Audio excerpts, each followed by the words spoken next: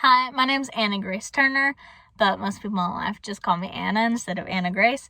I'm currently a 20-year-old sophomore enrolled at Northwest, and I hope by the end of the semester to have earned my associate's degree in psychology. After my associate's, I want to go forward and get my bachelor's and then master's and then go into the PhD program, but that's kind of a long way out, so I'm just focusing on the closest goal right now. I think the reason I've really always been so into psychology is a lot of the way that I was raised and the way I grew up. When I was very young, around like 3.5, 4, even now, I still remember like my mother and father always reading to me a bunch. My mom was a concert pianist and she won a bunch of music awards, and she also wrote a bunch of poetry and she won some stuff for that as well. And my father was just like this really diehard history buff. And I can just remember staying up all night and watching the History Channel and watching all these movies that he bought and Redbox and all kinds of things like that.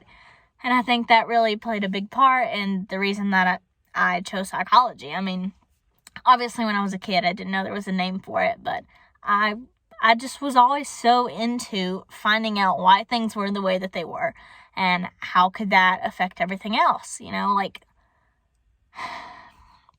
psychology plays such a big part in our lives, and we don't have to know the word to acknowledge that it's a concept. We know what the concept is, and even as young as that, I can pretty well remember that I always wanted to do something in that area of expertise. As I got older, I was still into like the music and art and the literature, and I actually ended up singing the national anthem at a Redbirds game with my middle school choir, which was a crazy experience, but it just was really like breathtaking, I guess. It really was a shock to my system. And it kind of made me realize that you can do the things you like, even if it doesn't give you any notoriety. And I think ever since I kind of acknowledged that, I have kind of tried to stick to it. I think when everyone's a kid, they have these big dreams of I'm going to be a movie star, I'm going to be an actor, all kinds of things like that. But I kind of gave that up, and I just realized I just want to do what I like, and I think that's why I chose the major I chose now.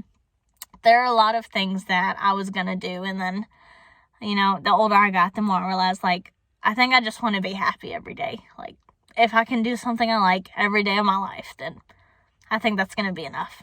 And I really think that that's the philosophy that my parents were trying to teach me, and that's the philosophy that I've applied in my own life. And I think that's really what's easiest for everyone. I mean,